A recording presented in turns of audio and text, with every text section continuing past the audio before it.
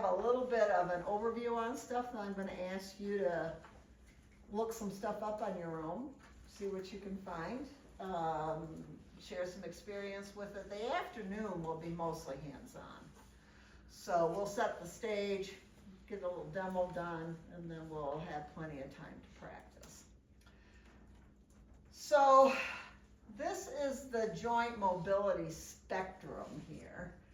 I have yet to meet normal, so you know, but there, if you look at anatomy and what the shape of the bones do and what the muscles around them do, there is a range of motion that has both of what's called a form and force stability. So form stability has to do with how pieces fit together, and force stability has to do with muscles, ligaments, tendons, fascia around the joint area to keep a level of integrity and stability in the joint. And so those two areas, whether it is the shape of the bone, it has become distorted, maybe from an injury, or more commonly, it's the force stability, not the form. And so it's overstretched ligaments or ligaments that are too lax just in general, muscle structure that is not contracting appropriately, the fascial sheaths around everything are a little bit flimsy with hypermobility, and then you just go the other way with hypo. That's not enough. So what is restricting a joint from its normal? That is where things are not moving as much as they should. So if there has been a change in the joint that affects its form stability, it can be arthritis, it could be an injury, it could be a surgical something.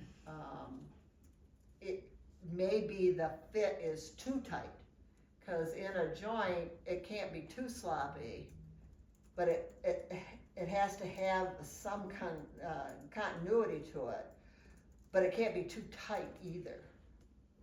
And so again, that is usually not the most common thing. It would be the form stability, or the force stability, the interaction of agonist and antagonist groups, synergists, not letting go when they're supposed to let go.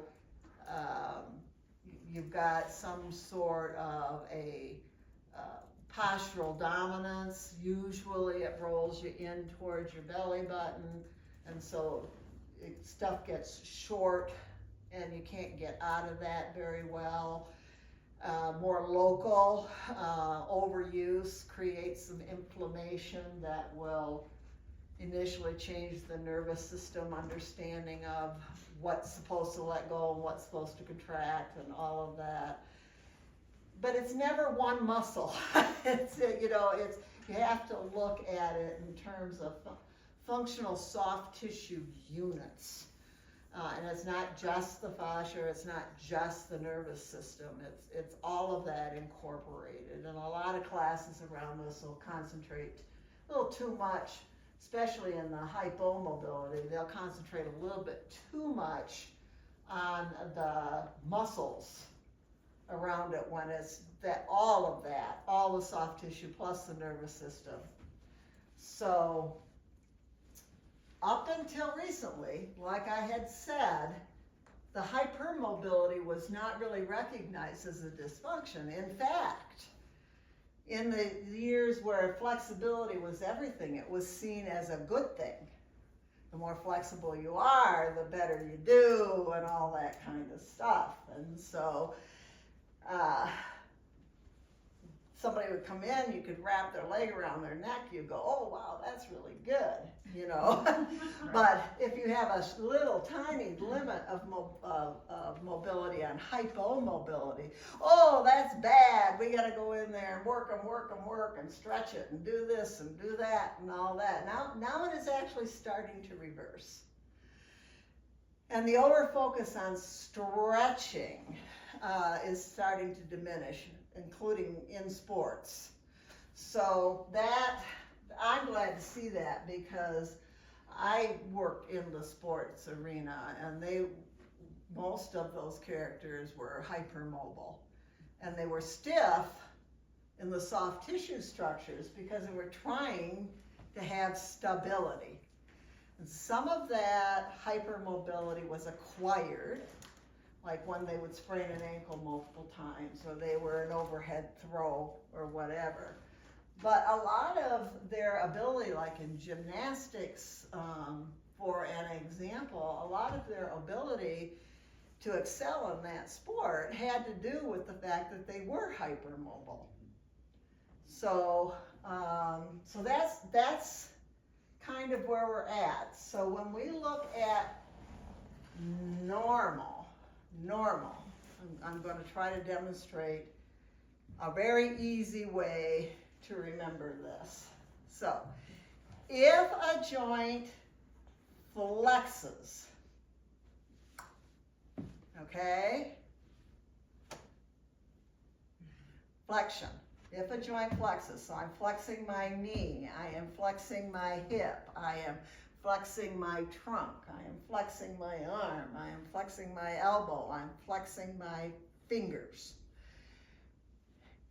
So for flexion, you're looking at a range of motion. So when you actively and passively move the joint. For function, to make your bed and get food in your mouth and walk from one place to another. Not performance, but function, mobility. Flexion in degrees, range of motion should be 90. 90, I'm bending my elbow here, 90 and a little.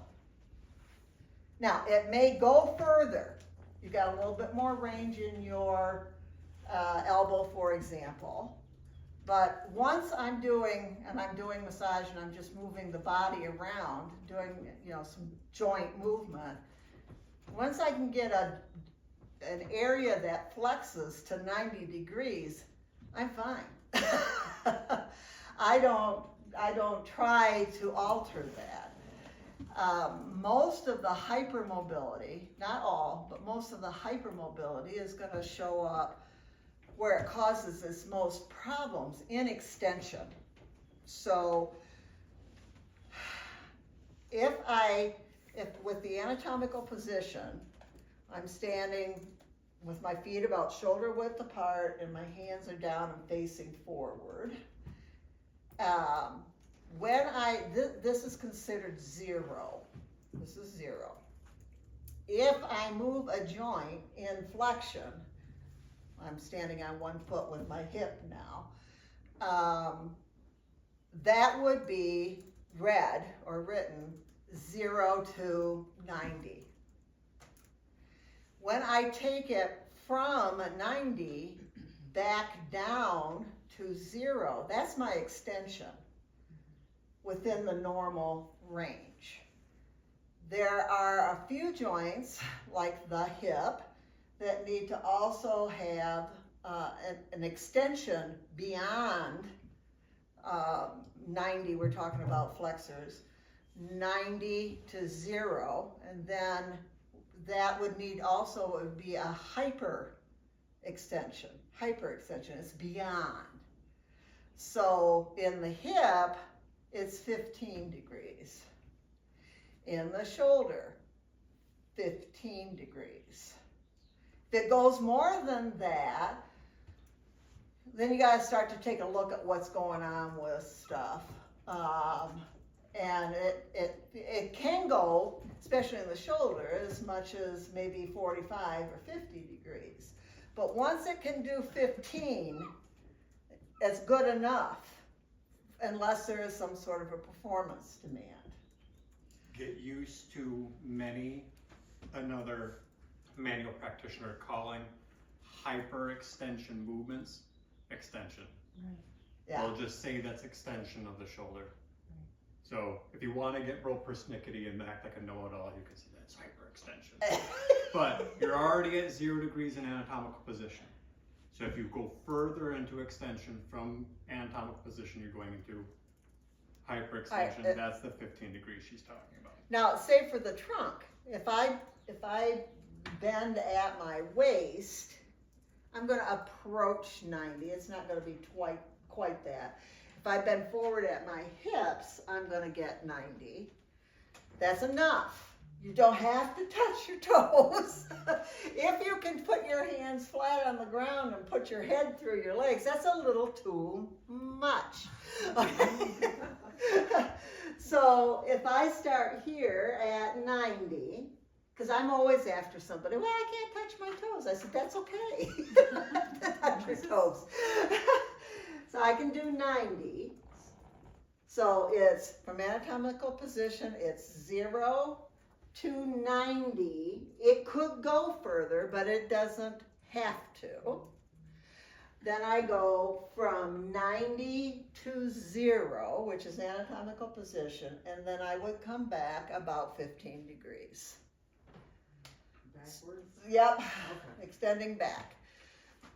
Similarly with the cervical area. Now, if you've ever looked at range of motion ability, every single joint's got its own. And I can't remember them all. I mean, I understand it if there's a chart, but in the real world, you have to have some real simple parameters that you're looking at. So 90 degrees for flexion, 15 degrees for hyperextension. Then we have another movement which is called adduction and abduction. That's a frontal plane motion. Flexion and extension is a sagittal plane motion. And the amount I want you to remember on that is to abduct, to go away from your belly button, away from the midline. For the hip, you're looking at about 45 degrees. That's enough for functional mobility. So 45 degrees, so abduction, taking the leg away, is 0 to about 45.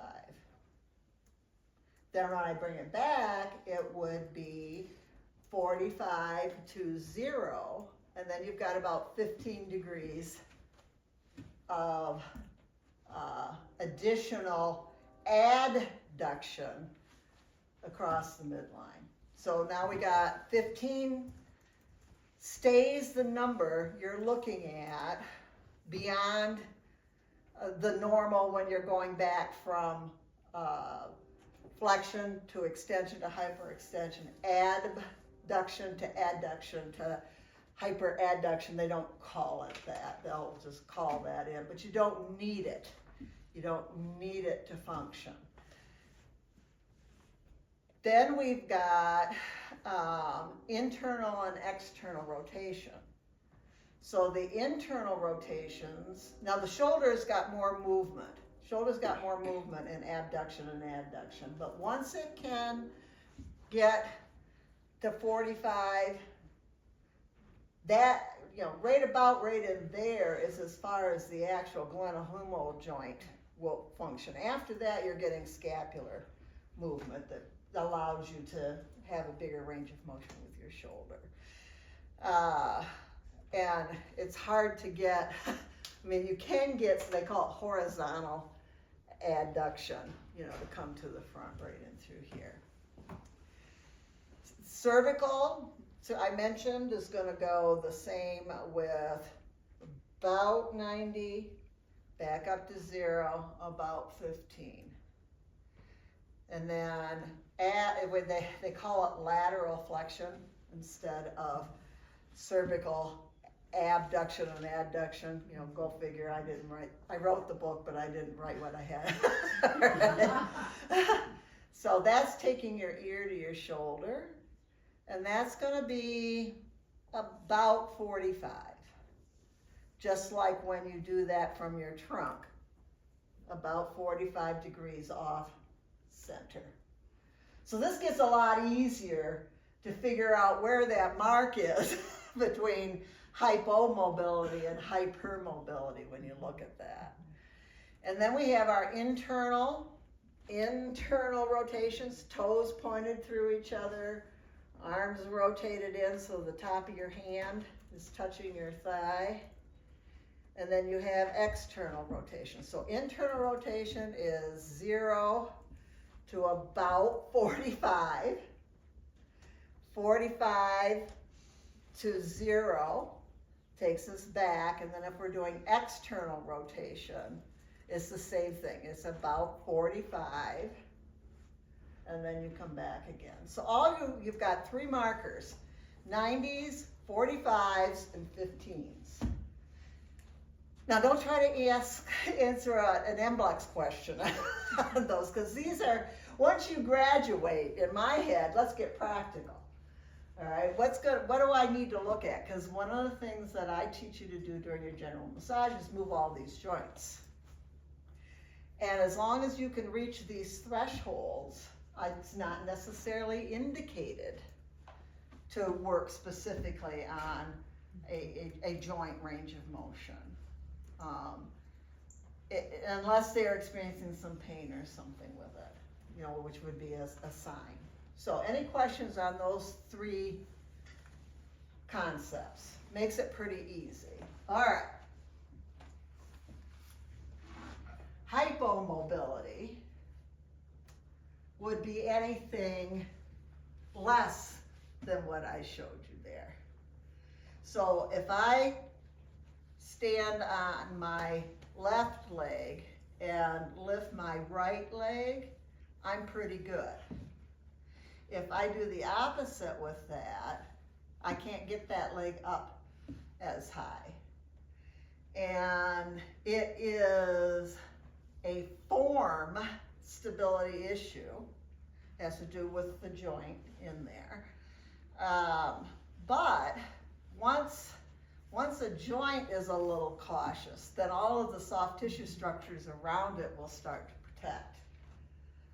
So the first thing you want to address when you're dealing with hypomobility is the soft tissue structure, and see if you can get a little bit more pliability in through that.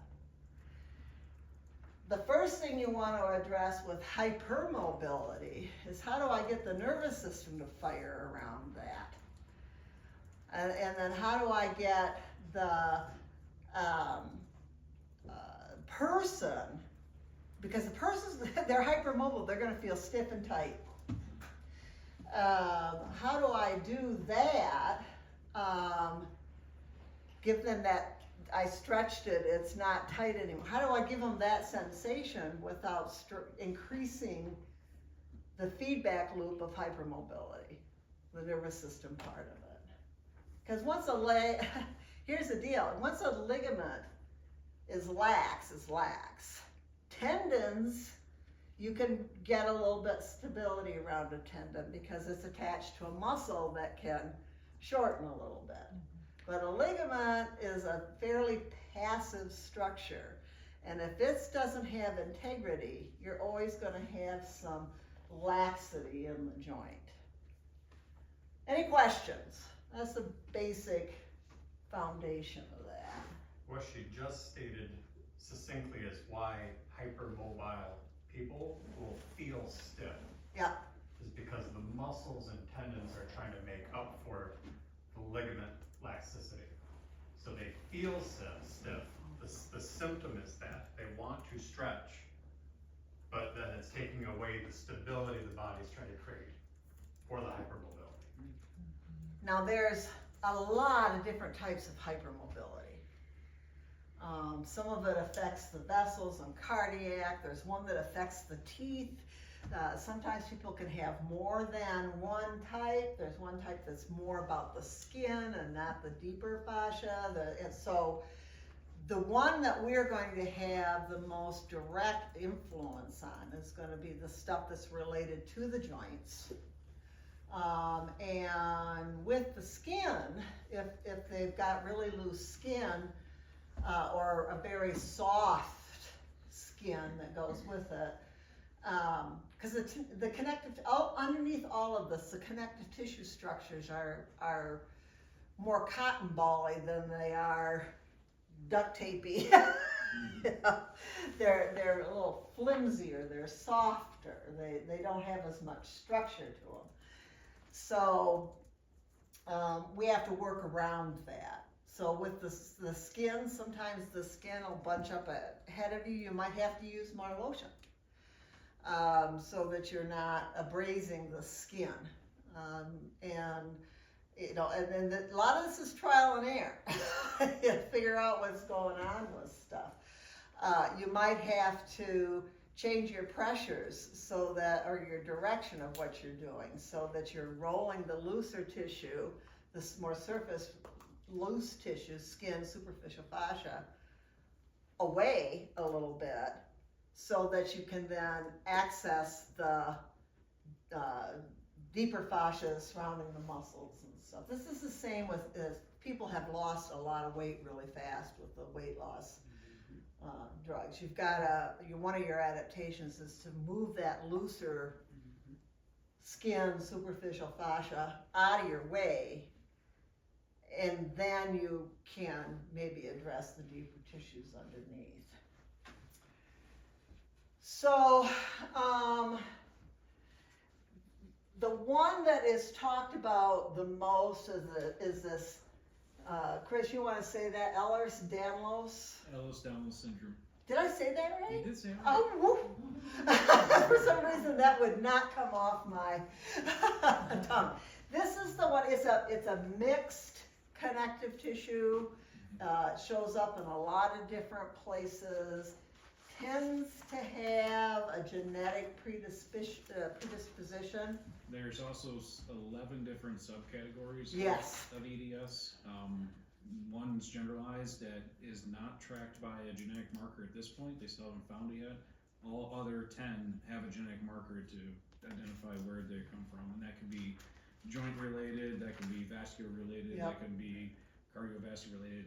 It's all individual on those, but the most common one, which is the one I present with, doesn't have a genetic marker yet, but is affecting all systems in the body. Probably would fall under this hypermobility spectrum, but typically people talk about that in relationship to musculoskeletal type stuff. Right. So Yeah, there's kind of they kind of interchange these days as far as hypermobile syndrome and EDS. Yep. The HEDS, I believe they refer to it as. So it's kind of the same bag at this point. it's a moving target right now too in research. I mean, this has been around forever, but they're just starting to see it as something that is underlying some of the complaints that people have that have been difficult, because fibromyalgia falls into this, and you know, some of these rheumatoid conditions fall into this, and so you know, you want to stay up to date on what's going on with the classification and stuff so that your language stays correct, but what you're going to do is probably going to stay pretty similar. People are also going to be self-diagnosing too, so it's just like with migraine headache. You know, somebody comes in with a migraine headache, and I'll go, how do you know?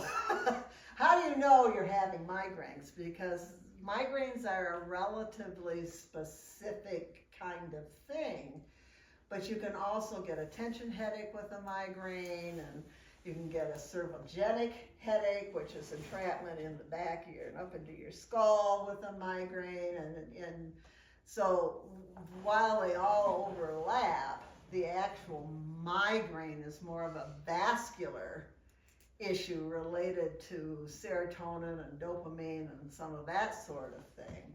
They treat it differently then because of that.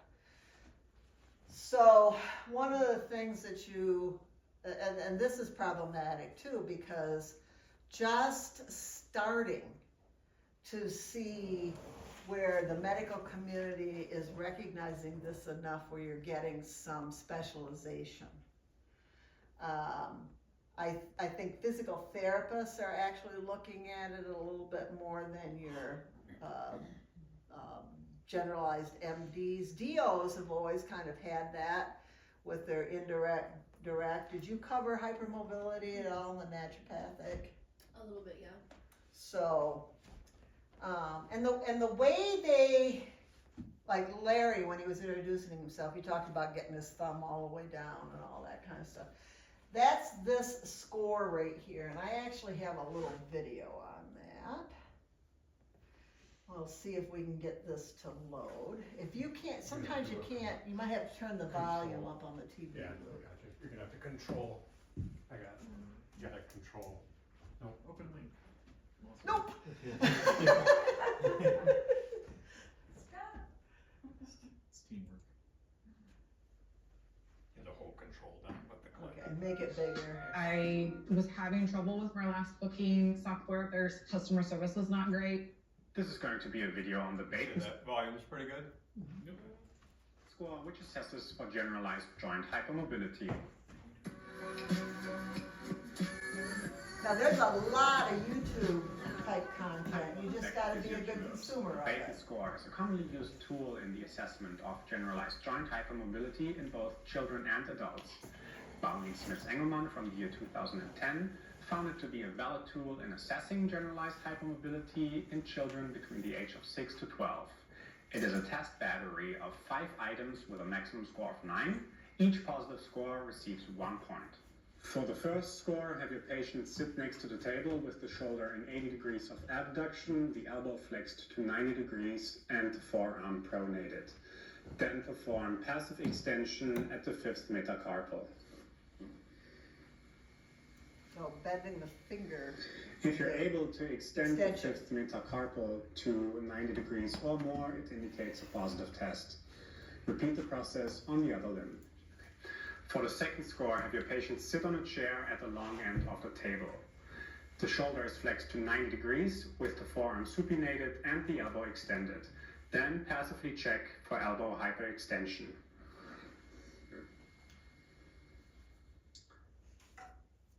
Again, 10 or more degrees of elbow hyperextension indicate a positive test, and repeat the process on the other limb. For the third score, have your patient in supine lying position and check for knee hyperextension. And you do that by 10 or holding the more femur degrees and of lifting the leg hyperextension up. indicates a positive test. Repeat the process on the other limb. For the fourth score, ask your patient to flex the shoulder to 90 degrees, extend the elbow, and pronate the forearm. Then the patient should try to bend the thumb to the flexor side of the forearm. If the patient is able to do so, it indicates a positive score.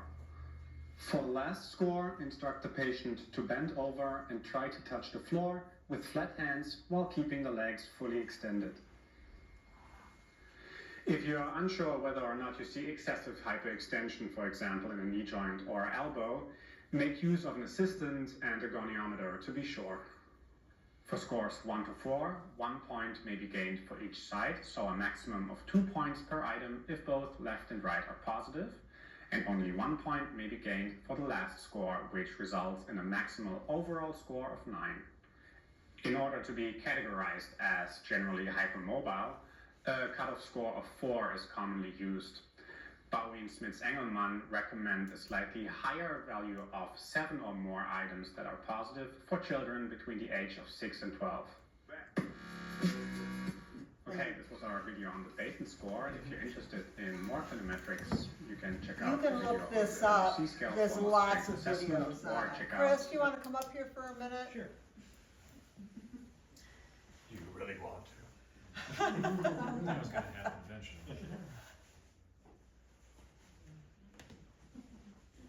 Are you recording? Yeah. Okay. All right, Chris, Are can you you? gonna go to the table or just? No, I'm just gonna have him I'll make do sure. some of them. Can you do some of those movements? Sure, so the first one was this, and then the elbow thumb. Yeah. hyperextension. I don't know. Big one. Oh, Can't don't really. dislocate it. Yeah. Luckily, I don't have that problem too much. Yeah. But I'll show the other leg too. But any other ones you want to show? Forward bend, how far down can you go? Yeah, yeah. So turn around sideways, just so the camera can appreciate that. Thank you very much. Let's get for a second.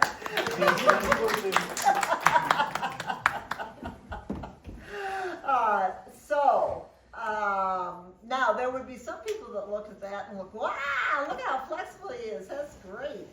You know, with massage, I have struggled with people that can't keep their elbow from moving into hyperextension, or they can't keep their wrist stable, or their fingers pop back at them. And like I said, most of the issues occur when they're going from 0 into the hyper part of it, whether it's hyperextension or hyper adduction or whatever. So I think I got a link or two for that on that handout I gave you.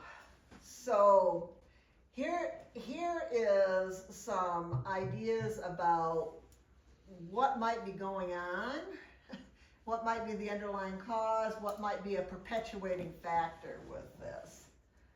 So repetitive stretching and overtraining, this could be either a genetic or pathological change in the tissues, or it could be acquired, which means that especially when they were younger, they were moved into hypermobility in order to be able to do a certain dance move or a certain gymnastic move, or there was an injury that took somebody into hyperextension. Post-surgical joint laxity is another cause. Hormonal changes can really have issues with this. So during pregnancy, you have relaxin that starts to become really influential starting in the second trimester and progressively gets so loose so that the whole pelvis can disengage basically, so that the baby can get out. Menopause, you might have some increased stability with that, because a lot of it has to do with estrogens. Thyroid disorders, this one gets missed. And then other hormones that affect connective tissue elasticity. Chronic inflammation. So if the connective tissues are constantly trying to adapt around systemic inflammation or a localized inflammation, they just start to get moth-eaten. And so they start to assume that cotton ball-ish type of look rather than something that has more like a rubber band or something like that. And chronic inflammation is a big problem for a lot of our chronic conditions. It's the underlying factor for a lot of autoimmune conditions, conditions of aging, etc. And then too aggressive of a rehab. You know, I think they're getting better at this. With acquired hypermobility, that's what this one is right here. It's usually not body-wide, it's in an area. And then we take a look at hypomobility here. So we've got things like osteoarthritis. That is usually a form problem because they get osteocytes and stuff around the joint. The joint space starts to collapse. You get some rub in there. But as soon as you get something like that going on, you're also going to get changes in the soft tissue. and you're going to get guarding response. So muscles co-contract around an area, which will limit the range of motion. Adhesive capsulitis, post-surgical scarring, this is a big one. Prolonged immobilization, muscle guarding, this is common. And I think a lot of times it is worked on too aggressively. So when there is hypomobility in an area, you want to stop and go, why? You know, should I loosen this up? So if there is acquired hypermobility in a knee, for example, I've dealt with tons of that with athletes where they don't, I have that. I don't have an ACL, for example, in my left knee. It is adapted, it's pretty good most of the time. I did not choose to get it surgically repaired, but it is unstable. And how I'm able to function pretty good most of the time is that the muscles around it have adapted and changed so that it keeps my knee just a teeny bit flexed,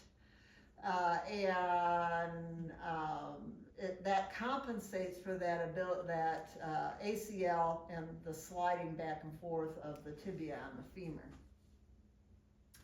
Any kind of a sprain or a strain will usually result in muscle guarding. And in the acute and subacute phase of the healing of that, you want to leave that alone.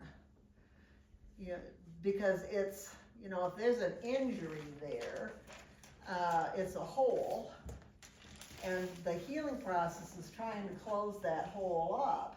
If you stretch it, you're breaking that hole open again. It's like picking a scab on that in there. So you need to allow the normal healing process so that once it gets it knitted together, usually sometimes a month into that, then you can maybe start working at it to see if you can get a more mobility around that stuff. But people work on that stuff way too early. Degenerative disc disease, that's when you'll start to get stiffness in your lumbar, thoracic, cervical area, and you'll get a lot of muscle changes around that. Sometimes you will get a collapsing, and so the muscles and the connective tissue will have to shorten up to provide the stability in there. And then fibrosis, which usually starts with unresolved inflammatory response. So that can be from a repetitive movement. It doesn't have to have a surgical scar or anything to it. If you do the same thing over and over and over, you get some inflammation going. Then you get some, we call these things tendinitis, or we call, you know, tendinosis, or those kinds of things. And then what you see, what the client brings to you is a reduced range of motion. They get stiff. They're moving differently. So if I walk across the screen here, I've already told you my left knee is kind of funky. And that's also where I don't have the same range of motion on the hip. So when I walk, I have a limited stride on this side. Now I'm exaggerating it for you. But if I'm tired, it'll look a lot like a limp, you know, so. And I will also hit harder on one foot than the other. Is it safe to assume that if there's a symptom of some hypermobility, there might be some hypomobility in the presentation as well? Absolutely, because everything that can is trying to stiffen up to prevent that form from moving beyond normal limits in there. It doesn't always dislocate, but some people have problems with ribs. The rib heads come out. So, because it's not a very deep joint. So, but as soon as your nervous system detects that the joint position is off, everything goes stiff. Because that's a real big no-no to the nervous system that occurs. One point regarding the healing process. This is where you will hear recommendations when people are dealing with an acute injury to limit anti-inflammatories. Because if it inhibits the healing, the inflammatory process in the acute stage, then it's delaying the actual regeneration of the tissue. It makes it, so there's a difficulty. It's even gone so far as recommending not to ice things in these acute phases. Yeah. So just so you have that awareness that in an acute injury where something needs to heal, the inflammatory process makes sense. And if people find a way to exaggerate that or delay it through anti-inflammatories, it can be counterintuitive. But then if it's chronic, the anti-inflammatory influence makes sense. So somebody has a tendonitis that's been going on, they go get a cortisone shot. But it would not make sense to do a cortisone shot after you sprained your ankle. And the ice, the reason why not putting ice on an acute injury, which is usually first 3 days, that's the max of it, is that there was, it does have an anti-inflammatory mechanism to it. However, it is also an extraordinary pain control. And most physicians are going to prescribe an anti-inflammatory medication like ibuprofen or aspirin or Aleve or a prescription NSAID, non-steroidal anti-inflammatory, mostly because of pain. So what really interferes with it is the anti-inflammatory medication. And some herbs are highly anti-inflammatory. You might want to back up some of those too. Turmeric. Turmeric is one, ginger is another, there are others. Just while that is going through its initial healing phase. But if ice allows the person to go to sleep or controls the pain and keeps them from having to use a pain control medication, then that's a plus. I'm personally skeptical of the whole non-ice part of this, but it's the new recommendations being broadcast. They're actually, I was looking at it because I'm researching for revisions on textbooks again, and they're backing off on that. Okay, good. Yes. I thought that was quite silly, but in the context of self-care, I thought this is an important point to recognize. You sprained your ankle, you're better off taking Tylenol than ibuprofen. If you have to take something. Better off, in my opinion, to deal with ice and rest as much as you can. Okay. Difficulty with end range pain. End range pain. So especially with those 90-degree, 45-degree, 15-degree limits I gave you earlier. If they're starting to get pain within that range, then there is something going on. But if they're moving into a hyper range and then they get pain, then probably it's the hyper range that's doing that and causing the problem. And then joints that are crackly. And that can be because you've got some bumpiness inside the joint. It can be because the guarding response is pulling the joint in, the 2 bones in the joint or the 3 bones in the joint together.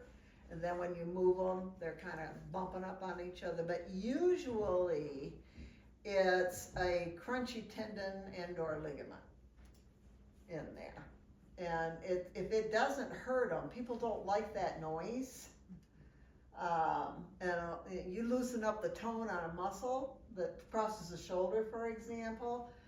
Now the stability has diminished a little bit. Now they're able to pop bony landmarks over these ligaments and these tendons, and then they think something's wrong with it. And so, oh, it feels better, I got more movement, but now it's cracky. I say, don't do that. because if they keep checking it to see if it's crunchy, then they're going to start to create inflammation. So, but it's really hard. It's like if you got something with a tooth, you can't keep your tongue out of it, you know?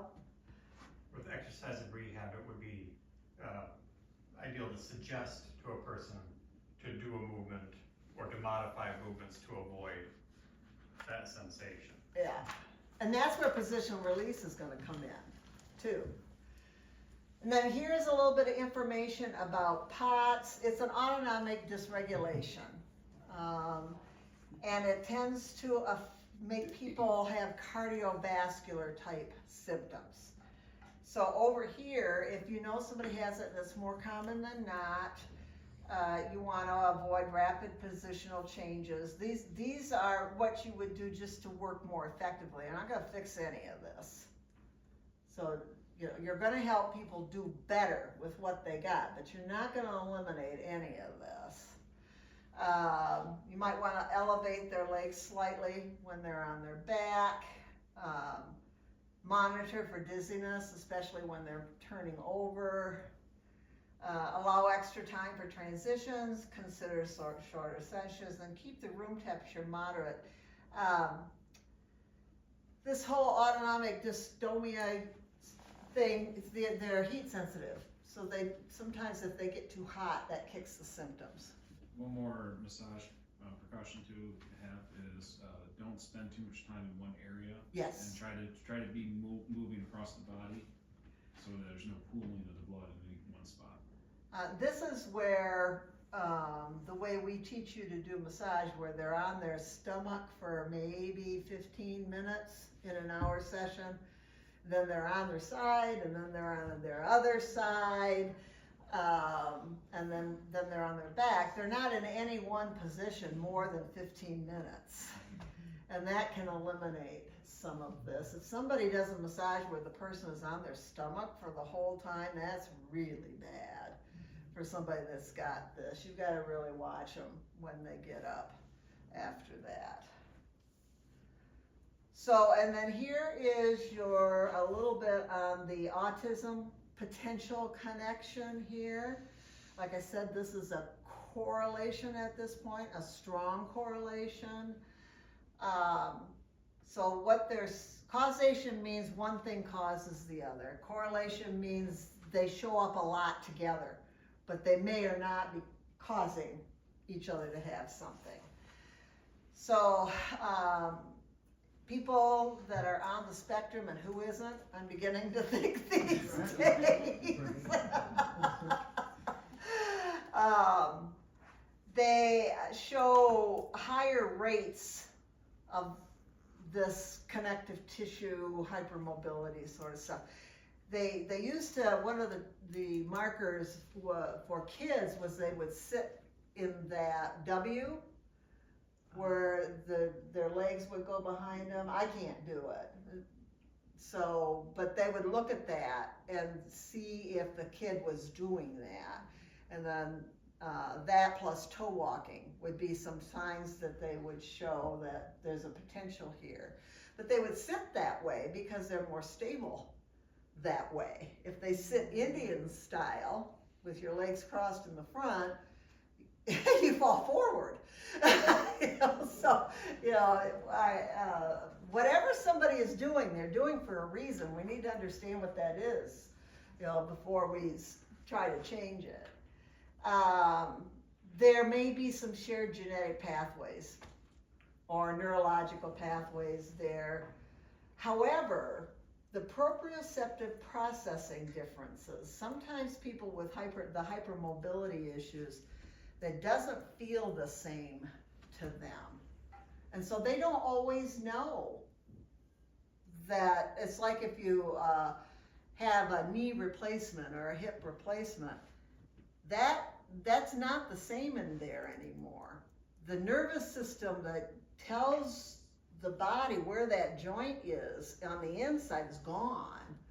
And so they got to relearn, this is my hip and this is what it does, or this is my knee, this is what it does.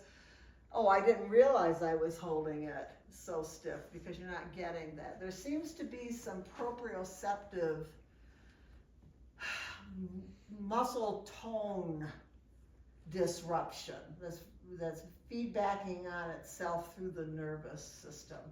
So a lot of the training for this is things like standing on one foot and holding yourself stable on an uneven surface, and isometrics more so than some of the big weightlifting and stuff. So to try to train to that stability. And then there can also be involved with all of this other stuff in the periphery, like sensory sensitization or sensitivity. I mentioned the heat. Maybe a blanket feels too heavy, or it's not heavy enough, or maybe it's scratchy, or maybe there's a tag, or whatever. Maybe they're also sensitive to a sound or a noise or those sorts of things, and our environments are surrounded by that. Luke has some of this. So every once in a while, I'll be clicking something or I'll be messing with something, and he'll just reach over and take it away from me. Stop cooking that. Stop rolling that marble around. I do not grasp.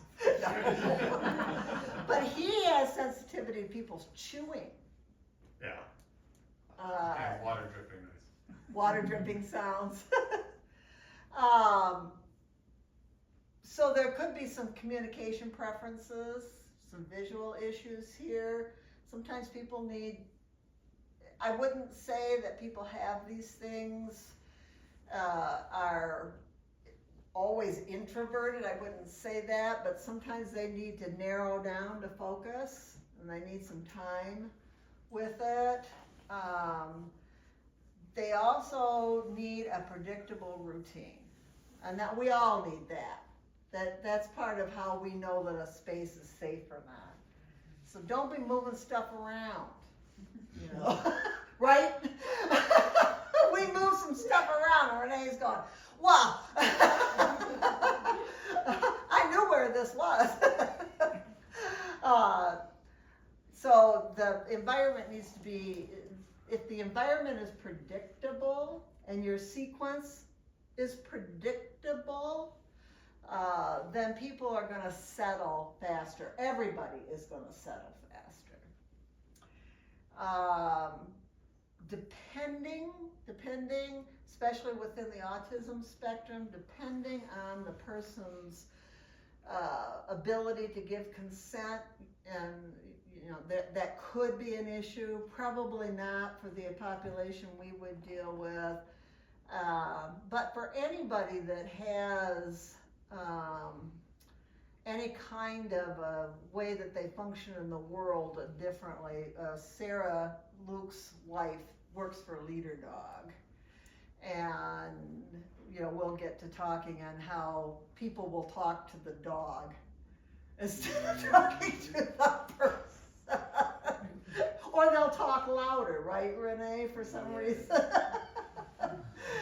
So that can also, it doesn't matter if something is using an assistive device like a wheelchair or whatever, and they have somebody that is a support person along with them, or a support animal. Talk to the person. Yes. Talk to the person. Interpreter or anything, you talk to the person. Yep. Yes. Simplest decision with all this is recognize that the person's living that life and ask them to teach you and tell you how much assistance they want. Just prompt that question. That's your best professional tool. Prompt and say, hey, just let me know, guide me and teach me anything I need to know that can help you, or how much do you want me to leave you alone? You got to do that. And that's the same with if we're dealing with somebody that has one of these conditions, because they're all different. Nobody manifests it the same way. Just like when somebody has a visual problem. I am low vision because of glaucoma, but I certainly have vision. It's just not the vision I had before I had glaucoma. Most people have some light, dark, some shadow vision, some vision, a narrow point of vision, something like that. Very few people are black blind, where they don't see anything. You have some light and dark, right, Renee? Yeah, if it goes from one to the other, it's a pretty gray film all the time. Yeah, Eyes so, open and but it's closed. not like you're walking around in a totally dark room. And that's why you'll see the sunglasses too, because that light can be harsh. You get a bright light in one area or whatever. Same with hearing. They might be able to hear high tones or low tones or whatever. You're not going to know that. There's no way you can know that. You know, somebody has a hip replacement. The first thing you do is show me your range. You know, if somebody has any kind of a joint replacement, if you want it moved, you have them move it. You don't know what their range is. That prosthesis is not perfect in there. So I think sometimes we forget that the best expert on a person is the person. So the other thing you have to be aware of is people who have had body work or massage or yoga or Pilates or whatever experiences before may think that that's the way it's supposed to be, and then they get a little unsettled when you might do something a little different with them. Well, how come you're not stretching my leg up around? Because it's not supposed to go up there, that's why. Well, my other massage therapist used to do that. They strapped me down on the table, and then they would move my knee to my ear and all that. And I said, and right after that, what happened to you? Well, so, but what they're used to, preconceived expectations and stuff, you know, you got to be able to do some education.